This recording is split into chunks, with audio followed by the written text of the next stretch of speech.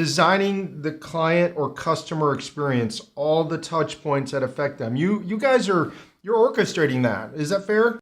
Yeah, it's probably the most important thing that we do.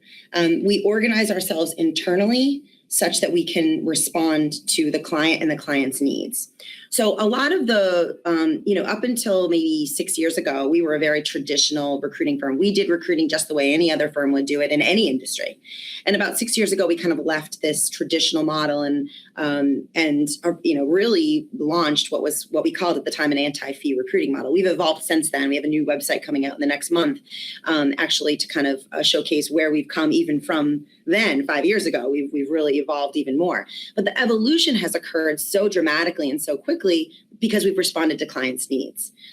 We're the kind of company that doesn't fit a square peg into a circle hole. So what the client presents with regards to the problems they're facing with regard to hiring, the speed to which they need to hire, the individual groups or the countries that they're struggling in, whatever those things are, we meet them at their problem and then create a solution around that problem.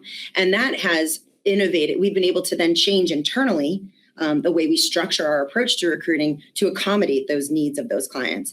And I think that that's made a big difference. Clients know when they join with us, when they partner with us, that it's a true partnership. We're meeting them more than halfway.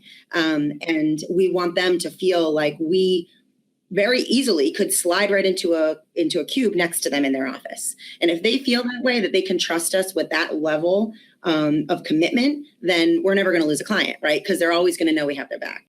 You mentioned that, and I just, it's one of the things we talk about too, and that's partnering, not vendoring.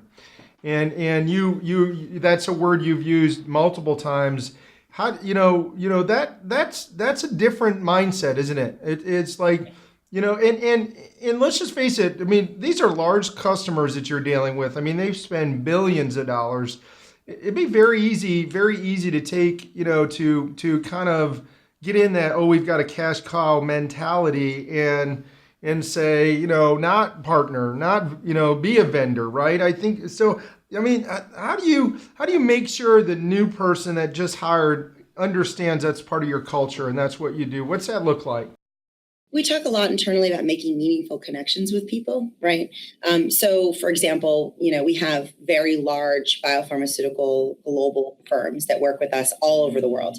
And so, yes, they're huge companies. They're billion-dollar firms, right? And it would be very easy to just kind of call them by their name. But we're not calling them by their name. We're working with Mary Beth. We're working with Celeste. These are individual people that we're making meaningful connections with. And so we do that all along the way. We're making meaningful connections with the candidates that we're recruiting for those companies. And then that translates into making meaningful connections with the hiring team that we're working with, and especially the human resources contact or the person that's buying our services or the person in procurement. It's about making a meaningful connection with an individual and not a company. And if you think about it like that every single day, then it's hard for them to think of you as a vendor. They think of you as a partner. They think of you as an extension of themselves. And so that's what I always tell my leadership team, the team that's working directly with the clients, is you want them to feel like you work in the office next door. You're treating them with the same level of respect and commitment that you would that they would expect from you if you were literally working for them at their company.